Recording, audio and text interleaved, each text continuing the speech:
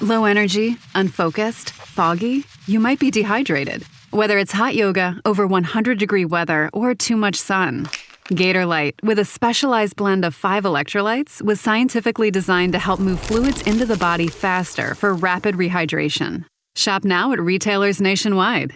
Gatorlight hydrates faster than water. Is it in you? Symptoms noted are signs of mild to moderate dehydration. Consult a healthcare professional if symptoms persist.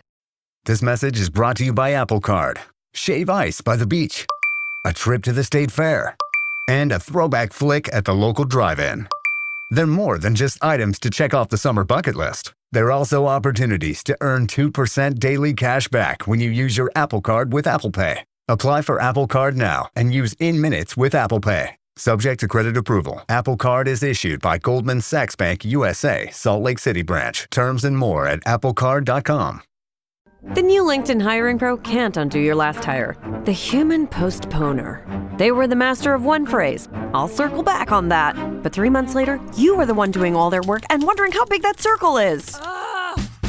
But LinkedIn Hiring Pro can take the hiring load off your plate by automating the hiring busy work from the initial job post to scheduling interviews.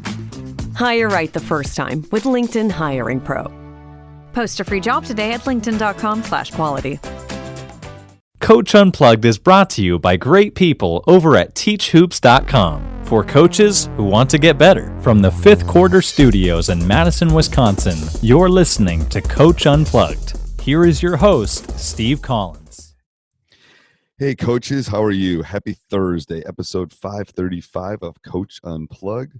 Today we're going to talk with Coach about the Positive Coaching Alliance. It's a great organization. Before we do that, I want to give a big shout out to 2 other great organizations. teachhoops.com for coaches who want to get better, the one-stop shopping for basketball coaches. It is the target for your basketball needs. It will help you in any point of your journey. Also, same thing with a great organization is Dr. Dish. I love how I can run the whole thing through my phone, through my iPad, how there's workouts there. Some of the best trainers in the world are on Dr. Dish. So make sure you go over and check them out. Mention Coach Unplugged, and they'll give you $350 off your next purchase. And that means a lot to us. Go over and check them out. Let's head off to the podcast. I have a great interview with Ray today from Positive Coaching Alliance. It's great. I think it puts everything in perspective as far as coaching goes. He's a former high school coach, has a huge career coaching, and now he's trying to make a difference. So I'm never sure how to start this. Good morning, good evening, good afternoon for all the podcast listeners. I'm thoroughly convinced that half the podcast listeners are either driving their cars or running right now. So that's true. Yeah, if you're driving, make sure you're looking, because I just watched some of Ray's videos and I love them.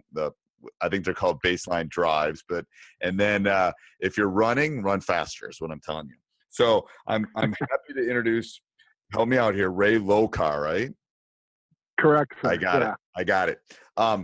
So Ray, the way usually the way I start these is I kind of throw the ball back into your court and have you tell us a little bit of your journey, because I saw your resume and holy cow, you have done a lot of things in and out of basketball.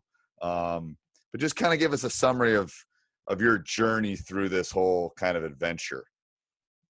Yeah, it's funny. I have 3 older kids and a son that's a freshman in high school. I was just talking to him the other day about, kind of my life and how it's taken me through sports. And I realized early on that that's where I wanted to be. Even in high school and junior high, I was the commissioner of athletics. So I knew that I wanted a job in sports somehow. Went through the route like everybody else, played and started to play in college. And my old athletic director from high school got me a coaching job at a little middle school close by, teaching afternoon PE while I was still in college. So I hung up the sneakers and, started coaching right away. And so been in a long, long time, and it took me a lot of different places and just kind of evolved and went from one place to the other. And a lot of times, Steve, I think like most coaches, predicated on what was best for the family at that particular time, So, kids come along and you drop down. When my oldest son got to high school, I decided it was time to leave the college level and come back to high school. So I started doing that. Then it took me to a couple of high school jobs and ended up back at my alma mater, where we won a section title down here in California, which is kind of a big deal. And then I was invited to a thing called the Mentor Coach Institute, that was put on by Positive Coaching Alliance. And I think I spoke up too much. And about 3 weeks later, I was at a quarterly meeting and have been speaking full time for them for the last 11 or 12 years. So tell us a little bit that's more given me about. a chance to go all over the place. Tell us a little bit more about that, because again, half the people I have on here, it's total cold calls, it's Twitter, it's Instagram. I just reach out to people, and that's what I love about this game. People are so welcoming. But where you kind of stepped out, and where I kind of saw you in the social world or the basketball world, was the sports positive thing, and it seems to have really taken off in the last, I don't know, year and a half. Could you tell us a little bit more about that? Because I'm very intrigued. Yeah, it really, really has. I mean, we started, or they started in 1998 as a little nonprofit out of Stanford's athletic department in a little itty bitty office in the secondary gym, and has kind of grew to a national nonprofit with 20 chapters or regions that we service with, board members and national advisory board members. And we, put on 1,500, 2,000 workshops nationwide a year for coaches and parents and athletes and administrators, really on how to get the best out of sports for their kid on and off the court or fields or out of the pool.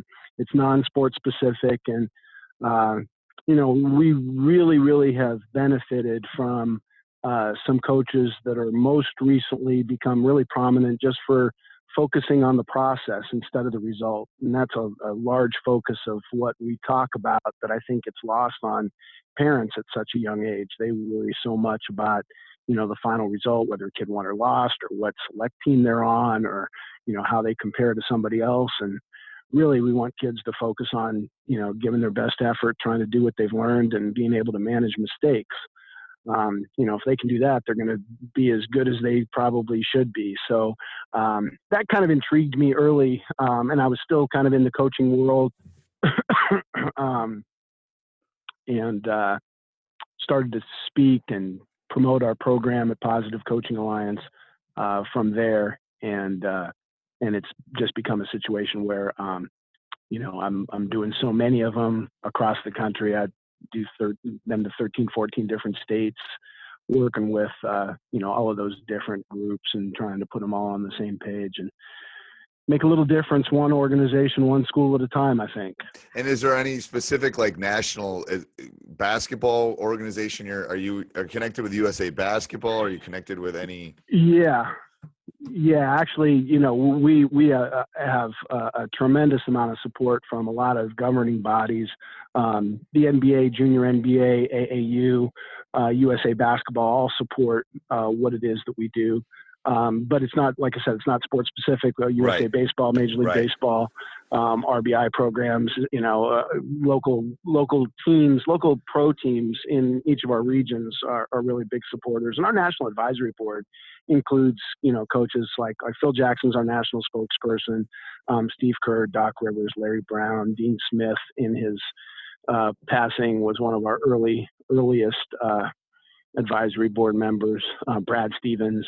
So, kind of what we go out and share are stories and from them, and then research from, a lot of sports psychologists and researchers from around the world, really, on what works best. So it's really not opinionated solely. A lot of it is research based, on how kids really perform the best.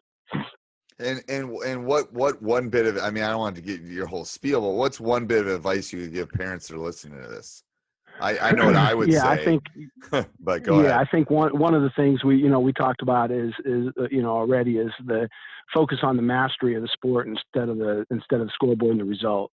Focus on your kids' improvement and the effort that they're given, and being able to bounce back from setbacks and failures, and that way they're going to progress through the system as they should best. And the way that you communicate with them is huge too. One of the big things that we talk about.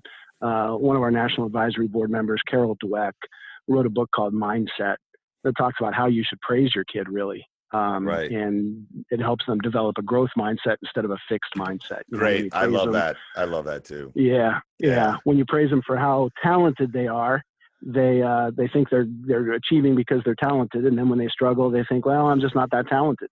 Right. And they kind of level off. But if they get praised for their effort, then when they struggle, they just think, well, I got to try harder and put in more work. And that's really what we want to develop is that mindset. And you do that through, this ratio of what we try to create is 5 times as many positive memories to criticisms and corrections. Yes. And that's really hard. And that's really hard. That as a teacher and a coach, that is, I try to do even more than 5 because I know if I try to get 7 to 10, I know I'm going to get 5. It's for sure. It's just so hard. I notice it in my classroom every day. It's just, I'm always correcting. I'm always correct. It's like, well, no, that was good. Because that's in our job description, right? We've got to correct mistakes and we got to make things better. And so I think the key point there is that, during the other times, we got to go out of our way to catch them doing something good and try to create as many positive memories as possible. And it's not just the coach that's involved in those memories, right? It's the administrators, it's the school, it's the league organizers, it's teammates, and it's the parents. Coaches and teammates could have a great culture, and a 5-minute ride home with the wrong mom and dad is going to send that ratio into the toilet. Amen. What about specialization? Do you talk about that?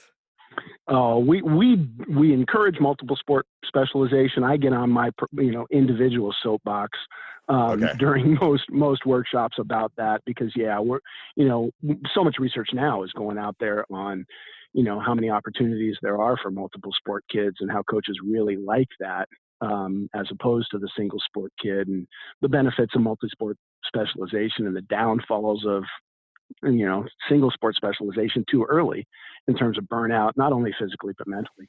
Well, I think that's a huge thing. I think burnout's a huge thing, and kids. I don't think until you get to 13 or 14, you really know what you want to do anyway.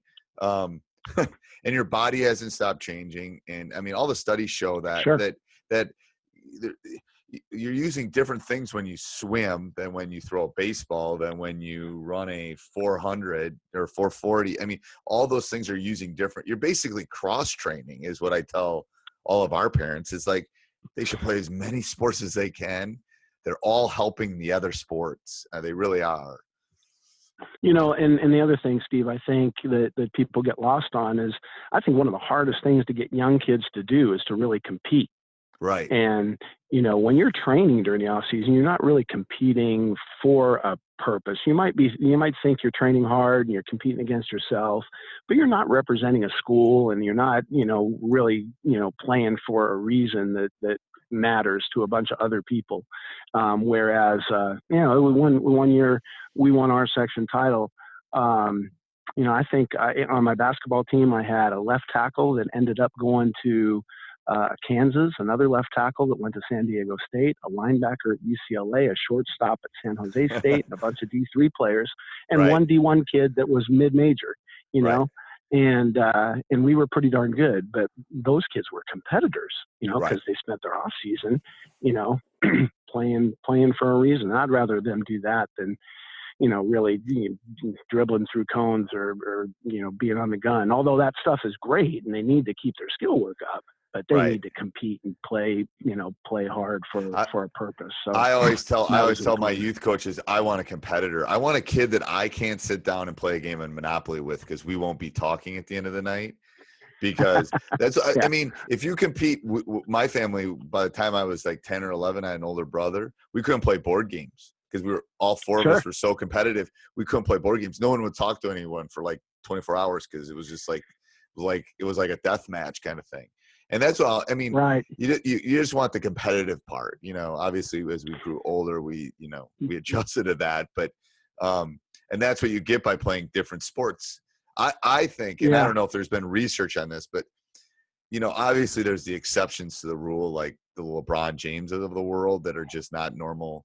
He's not a normal human being. He's 1 in 7 Right. billion.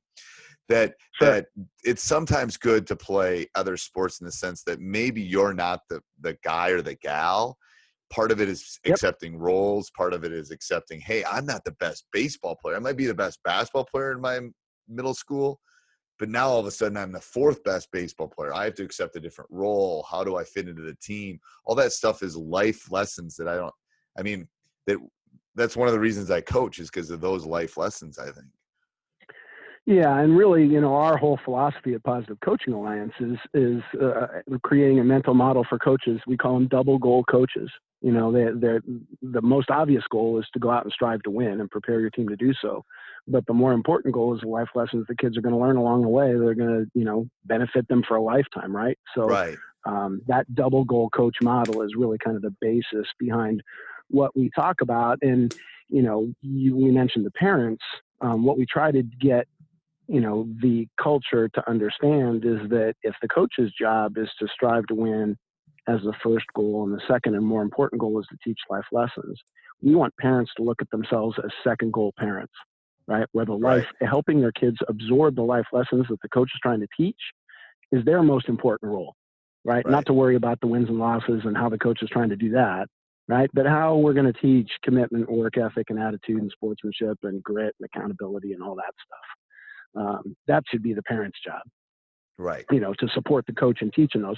Because if I'm a coach and I'm trying to, teach a lesson of commitment and work ethic, and maybe sit a kid or not start him or change his role because it's lacking, and the parent is bad mouthing me or talking at the dinner table or calling administrators, that lesson gets lost. Right. So you need the parent support in order for the kid to develop those things to the best extent possible. And I think you do a great job of that. From the research I've done is part of a lot of it, at least I found from someone that's coached a really long time, a lot of it is communication. The parents in my program know that the kids are supposed to be, I think being on time is an important thing.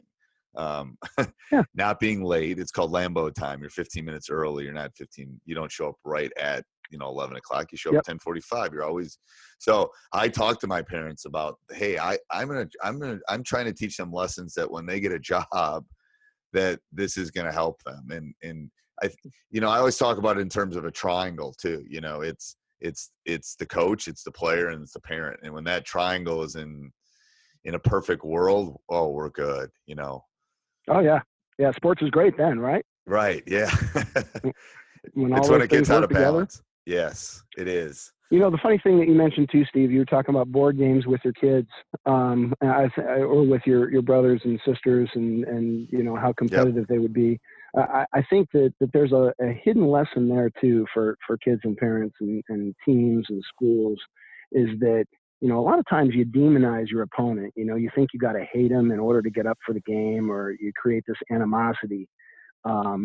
And when you think back to our brothers and sisters and our friends, we probably played harder against them than we did against people that we didn't know. So I would argue the reverse, that maybe if you love and respect your opponent, it will actually cause a more competitive environment, and you're going to play even harder in trying to do well and win than you would if you tried to drum up some phony hatred for your rival to get up for the game. I always think that that's funny when I think back to my youth. I would be like you. I'd always play harder against people that I knew or loved, and would end up playing poorly against teams that I hated because, sometimes you try too hard.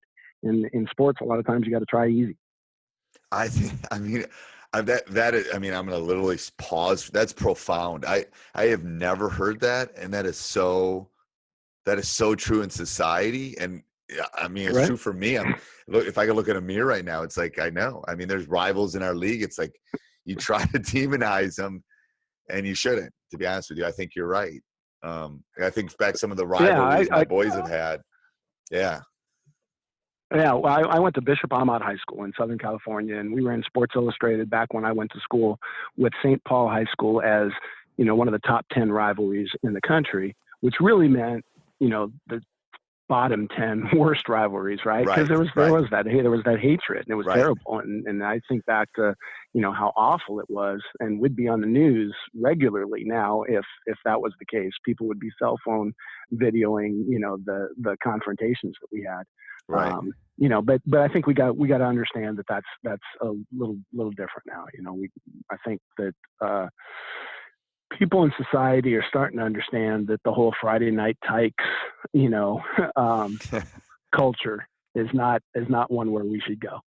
No, and the thing is, we live in a world that it's feeding the other. It's putting 12-year-olds playing Little League baseball on ESPN. It's playing the National High School Championship game on ESPN3. Media's trying to push us the other way, so we have to fight back against it. Yeah, that's the great point, right? I mean, it's a great opportunity for those kids to get a chance to do things and to be on TV, and it's awesome. And I've been at our Little League Western Regionals out here in California. It's very close to where we live. So I bet you I've only missed 2 or 3 of those, tournaments since 1992. And a couple of things that interest me all the time, Steve, just about athletes at that age, is that those kids that are there are always great kids, and they're really polite and respectful. And to be honest, a lot of fan bases are really, really good once you get there. Right. And it makes me think of the different options. Does that league not have any parents that are crazy or kids that are bad? Probably not. Or do they just not pick those kids? Well, they usually pick the best kids for All-Stars, so that's probably not the case either. And I think the real answer is that kids that don't have that kind of character and parents that don't support them in the proper way just don't win enough to get there. Right. Yeah. I mean, you're right. I would have. Yeah. I never thought of it from that angle. Yeah. Yeah. That's an interesting. Yeah, because you see that in we just live in a society right now where everything is, like you said, cell phones, Snapchat, quick satisfaction, and to build a team and build that positive feeling takes time. Like I tell the boys, anything that's worth anything in life takes hard work and takes time. For sure. Most of the time. Yep. The lottery ticket thing is the exception to the rule. Yeah, isn't it? So you go all up and down California. Yeah. We started at Stanford. I'm in Southern California, just east of Los Angeles. Okay. Our Los Angeles region handles from Santa Barbara to San Diego, so 120-mile radius. Okay. But I travel. I'm going to Montana in 2 days to talk to a USA baseball group for Major League Baseball. Wow. And part of our RBI partnership there. So yeah, we have chapters in Tampa and New York and Boston, and we're all over the place, and it's growing, and I think people are starting to understand the movement. Besides all of those supporters, we got support from Fox Sports. Their charitable arm is called Fox Supports, and they gave us a Super Bowl ad. I mean, at halftime, it went Lady Gaga, Disney World, and then Positive Coaching Alliance. So that just helps the visibility, and I think that PCA is going to start to become, the brand that is an acronym, just like, MLB, NBA, Junior NBA, or, Little League Baseball. I think that, we're starting to make those inroads where, people are going to recognize that this is just how coaches need to be trained. And how are you connected with state associations? In some states, states require our training. We've had support from Arizona, different coaching organizations. Down here in Southern California, our local CIF LA section is starting to use us. Hey, Coach, hope you're enjoying the podcast. A couple of things that doesn't cost you a cent to do. You can subscribe and leave a written review. We really like that. You can go over to our YouTube channel. Just type in Teach Hoops on YouTube, and you'll find our YouTube channel. Subscribe, there, so you'll always get the updates. Next thing is, if you do any shopping on Amazon, go down below, click our Amazon link, www.teachhoops.com/Amazon. Anytime you're doing shopping on Amazon, we get a small little commission. Helps us with our hosting fees. Be surprised how expensive it is to run one of these. And if you really love this stuff, let me help you. Let me mentor you. Let me email. Let me get on one-on-one calls. Let me show you all the resources that will help me become one of the winningest coaches in the state of Wisconsin. That's why I'm doing this. I want to help coaches become better. So teachhoops.com can do that. All right, let's head off to the podcast. In place, we have a partnership with Hillsborough County in Tampa. They have it's the largest high school district, 36 high schools or something in Tampa, and we train every coach in every sport year round for the last 5 or 6 years. And they don't get paid unless they come to our training. So, and is it an online training? Is it a we do training? have we do have an online option, so that you get the content. But what we do best is deliver online or live workshops for groups and schools and organizations to each of those different constituents. Right? We'll do league leaders and administrators, coaches, parents, and athletes. And there's a separate training or workshop designed for those groups specifically, but all with the intent of using the same terminology and getting everybody kind of on the same page so that we all have the same goals and, trying to achieve the same things and treating kids the same way. Right. So, I think that's probably that at some point a huge inroad into, I know California is not normal in the sense that you have so many different, it's crazy. But anyway, like Wisconsin has one state association. They run everything. Iowa has one, all that kind of stuff. In the sense that I think that from a high school coaching standpoint, that would be we already do like a pre-test. We watch a video. We do all that kind of stuff. But to do some sort of training like that pre-season would be, as much as we can, those those trainings and those workshops are interactive and we get the coaches involved to where they're experiencing the learning together a little bit, and it's kind of neat to get coaches from different schools and different districts together to have conversations because we're all kind of facing the same problems. So it's a really valuable opportunity for state organizations or individual leagues or even school districts. Out here in California in our area, we have a number of local school districts that have adopted us for all of their high schools in the district, which is kind of been something that's growing. That's kind of the direction that we're headed. Yeah, and the school districts are so big that it encompasses so many kids that it doesn't. Yeah. Yep. So explain to me where this started with Stanford. Did it start with a professor? Did it start? So Jim Thompson, our founder and executive director, he was a little league coach of his son's team, and he was a walk-on girls coach at Fremont High School up in the Bay Area at the same time as he was in charge of the global business program or something at Stanford. And all of those things kind of collided, and just had the opportunity to start this nonprofit with the support of Stanford's athletic department. And that's kind of where it was spawned. And obviously it's grown out of that little itty bitty office to a larger office in Mountain View. But it's grown nationwide since then, so that we have, executive directors and, a number of different chapters and board members and, people that do the outreach, and then about 150 speakers or trainers like myself that speak all over the country to each of those different groups. The website's positivecoach.org. So it's easy to find. I'm gonna give you some. I'm gonna give at the end. We'll get all your contact stuff, and I'll put it in the show notes. So all the people that are listening, don't stop your car. Don't grab a pencil. We'll take care of it in the show notes. You get home, you can look it up. So where do you what would be your ideal 5-10 year thing? Where do you see this going?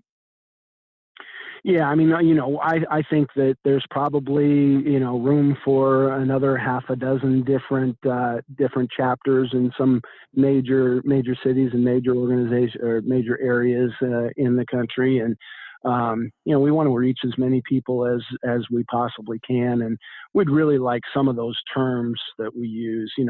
Words are so powerful. They create this mental model in people's minds on how they're supposed to act and behave and, what they're supposed to stress.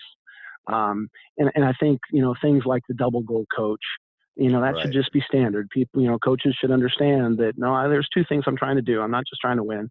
I'm trying to teach life lessons. And if I'm a parent, a second goal parent, I'm working on those life lessons. And we want our athletes to be what we call triple impact competitors. We think there's 3 ways that you can impact sports. You can either work really hard to make yourself better. You can be a great teammate, make your teammates better, or you can play in a game that just makes the game, the sport, the organization better. Those are the 3 ways that kids can really, make an impact on what it is that they're doing. And some kids do one of those better than the other, but we want them to strive to do each one of them as much as they possibly can. So, terminology with those is kind of key. things in mind. Yeah, isn't it? Just like in sports, right? It's so important. We use a lot of PGC terms. So we talk about breaking a window. So when I yell that to my boys, they know what it means. They mean, you're going to pass over the ears, you're going to pass over the hips. They kind of know what I'm talking about. So that would, for your organization, you got to think that's one of your goals is like if we can get everybody on that same page, we've been successful. Yeah, totally. We talk about the Elm Tree of Mastery, right? ELM is the acronym we want, right? We want kids to give their best effort, to learn and to worry about mistake management. Right? Effort, learning, and mistake management. And you do those 3 things, over and over again, you're going to be pretty good and win the games you should. So, between that and the 5-to-1 magic ratio, and then, and then we talk about respecting the sport and honoring the game. We use the acronym ROOTS for the 5 things that you should respect about sports. You should respect the rules, your opponents, the officials, your teammates, and yourself. And if you do all of those things, that kind of becomes a guideline for life a little bit, ROOTS. Those are things that you can use outside the lines too, right? Outside the lines, rules are laws, and you got to respect the people that enforce them, and you got to respect others and family, friends, coworkers. And it just kind of, sports is just a laboratory for life, right? It is. It's the reason it's the reason I started it. It's the reason a lot of people I've talked to on this have started it. It's a mission. It is actually. That's what people don't understand. It's about wins, and we all want to win, and we all want to do that. But there's so many bigger lessons that can be taught. For sure. And the thing is, I'm a math teacher by profession, so the voice I use between the lines resonates sometimes better than the one when I open my door and walk in. It's crazy. Sure. Yeah. No, that's true. That's true. Mandela was giving away a sports award one time, and he says, "Sport speaks to our youth in a language they understand."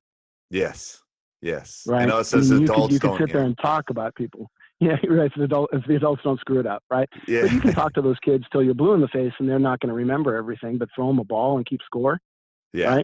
Right. And they'll remember everything. That's a great idea. Maybe I'll just teach them all the math, and we'll go play basketball at the same time. We'll do something like that. Right. All right. Are there any other things? The whole grit and resilience thing is huge too, right? Being able to deal with failure. I think that's one of the biggest things that kids, can't handle these days is how to deal with setbacks. When I watch, I used to watch American Idol when it was on. Right. Yep. And somebody would lose or not make it to Hollywood, and they'd cry and throw a tantrum. And I always turn to my wife and say, that person never played sports, right? They don't know what it's like to lose. So, when my daughter graduated from college, she got her doctorate. She's Dr. Thomas now. She's not Dr. Lokar. She got married. Dang it. I don't even get that anymore. Yeah. So she's Dr. Thomas. But when she graduated, I told her, "Hey, honey, I'm proud of you. And how did you do that? I mean, you're my kid. How did you make it through that program?" And she said, "Daddy, I never would have made it if it wasn't for shooting slumps and losing streaks." Right? Yep. The tough stuff is the tough stuff that we try to protect kids from that's really the things that make them into great people that are going to, be able to overcome things forever. We want them to fall down from things. Yeah, we want them to fall down and scab their knee, and then we want to pick them back. That's the analogy I was using. I want to pick them back up. I want to clean it off. I want to give them a hug and a kiss, and then send them back outside to play. And we lose that. Yeah. We do it when they're 4. But when they're 12, we stop doing it. It's crazy, you know. Right. We try to put them all on the same team so that they win every game. And Right. you know, then when they're not playing and they're not struggling, we move them to a different team. And yeah, we hide them from stuff like that. And they need to get over it a little bit and struggle, embrace the struggle. Right? And I've noticed as you know, I coach volleyball too. I've noticed that kids aren't even willing to try anymore. Like, if I'm not going to play and I'm not going to be the star and I'm not going to be this, I'm going to go do something else. They're not even willing to be a member of the team, which is, I think, such a it's a lost thing in our society, I think. Yeah, no, for sure. Absolutely. Okay. So do you have anything else you'd like to talk about with that?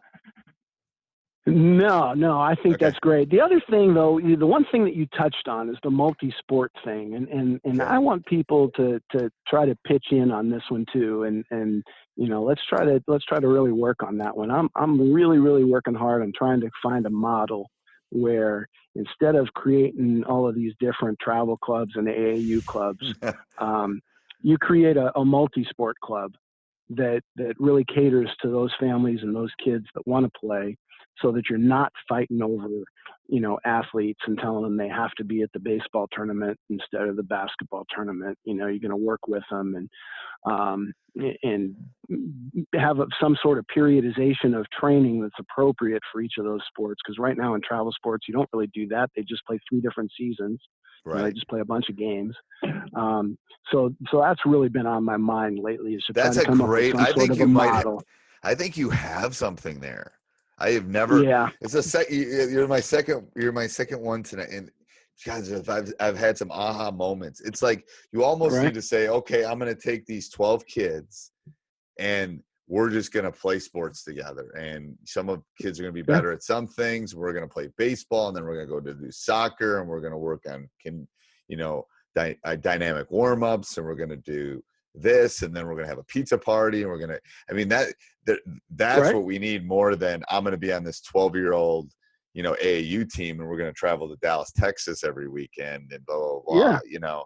And I think it speaks to the point that you said earlier, where, you know, your best basketball kid might not be your best baseball kid. And so he's going to have to figure out, you know, how to fit into, you know, some sort of a role where he's a supporting cast guy instead of the lead actor. So, so that's something that I've really been bouncing around, and I just want to try to figure out a way where I can do that and still help the local rec league instead of taking kids from them. Right. Every time an AAU club or a travel team pops up, they steal kids from the leagues that are really made for everybody else. And now those leagues are not viable and they're shutting down. Right. So that's really what I'm struggling with. And I think it's going to hurt Little League. I think it's going to hurt some of those things after, you know, I do over the long haul.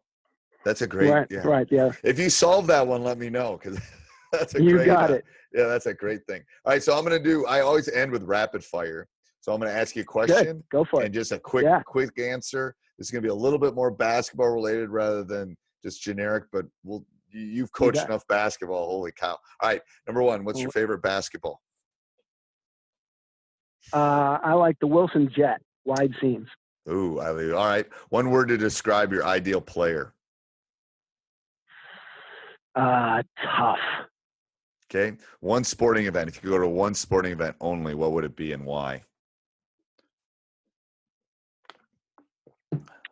The Final Four. Because of all of the people that are there, and just the hoopla and the chance to see, old friends. Yeah, I've been to one. It's awesome. Your favorite pregame meal.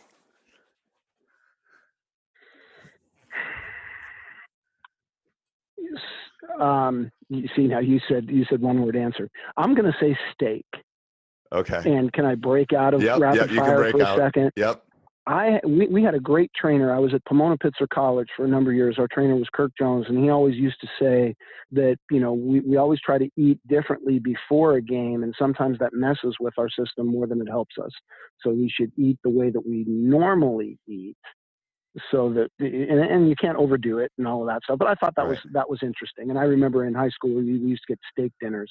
So I would eat steak, even though it's probably not appropriate. You're supposed to have carbs.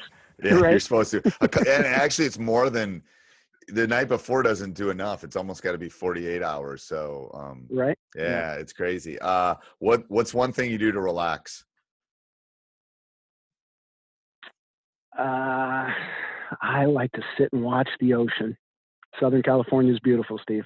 It is. I'm actually going to California, leaving Saturday, going to visit a friend who works at Apple up. So we're going up to we're going up to San Francisco. San Jose. He lives in San nice. Jose. So yeah, I've good. been before. I'm taking my son who's a freshman and my wife. There you go.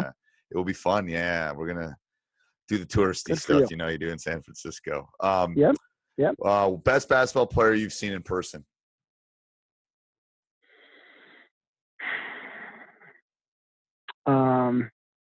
I mean, I saw Jordan in person, so I'd have to say that. But in high school, Stephon Marbury was amazing. Oh, really? I saw that one up close. I saw that one up close and personal from the second row in a tournament out here in California, and he was phenomenal in high school. Yes, I saw Tyus Jones in high school. He was crazy good. Played just like he did for Duke. Best player of all time? MJ. Okay. Yeah.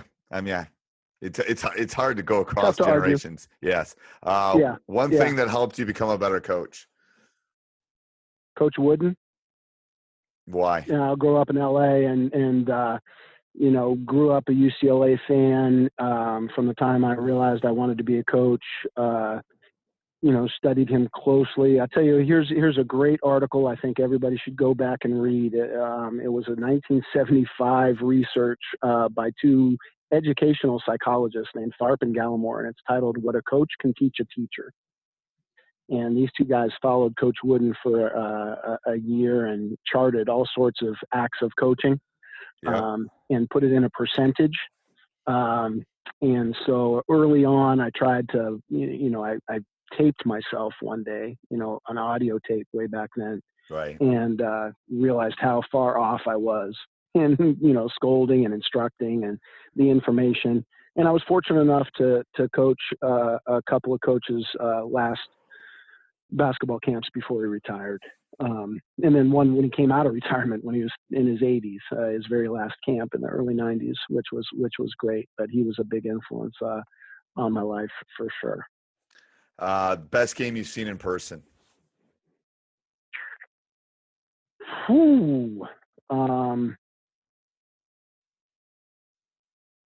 Wow. Yeah, coached in a lot of them that nobody would know about. Yeah, you know what? I just had right? somebody just say the exact same thing. I would pick a game I coached in too. I think that's gonna be a common answer, I think. Yeah, for sure. What's where am I on my list here? One word to describe your coaching style. Caring. Ooh, I like that. Yep. I think that's the biggest thing, Steve. Loving. I put loving because I love my guys. I cried in my that's banquet awesome. this That's year. perfect. Yeah. So one of those baseline drives that you talked about, about care, think, and try.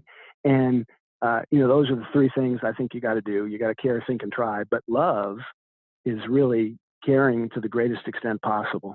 Right. Right. Yeah. Because I had a coach this year. I started 5 seniors. First time in 30 years I've started 5 seniors.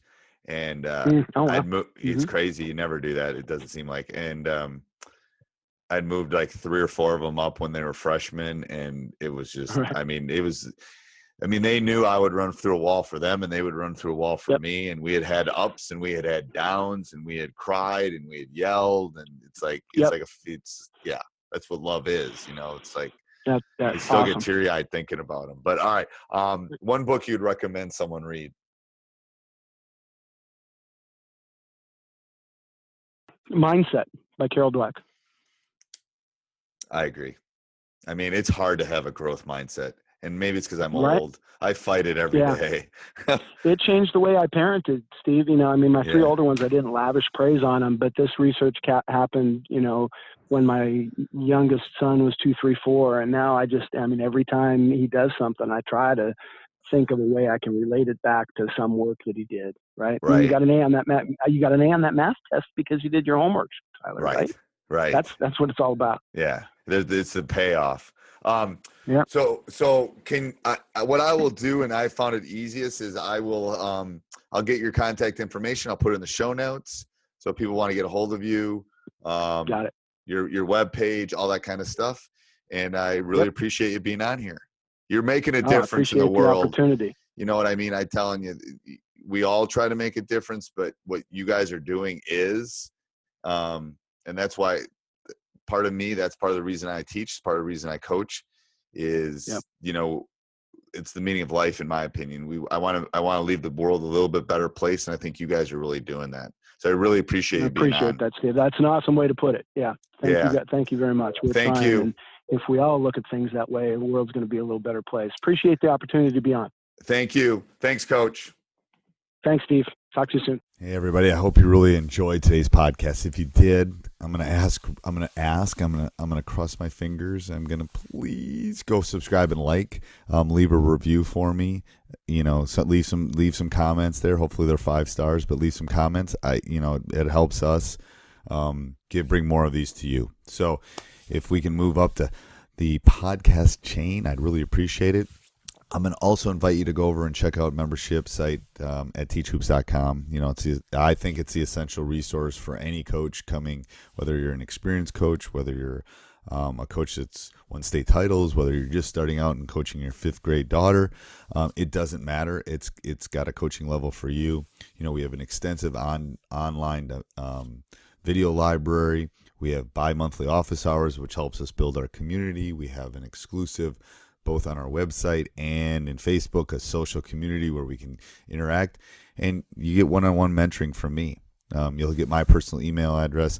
I'm willing to talk to coaches all the time. Those are the ones I respond to very quickly, the ones that are members of teachhoops.com. It's a place for coaches to learn the game, to hone their craft is what I referred to. Hey, Coach, hope you enjoyed that. If you did, okay, go join teachhoops.com for coaches who want to get better. The new Red Bull Dragonberry Energizer is now at McDonald's. Made with freeze-dried dragon fruit and made to lock in. The all-new Energizer, now at McDonald's.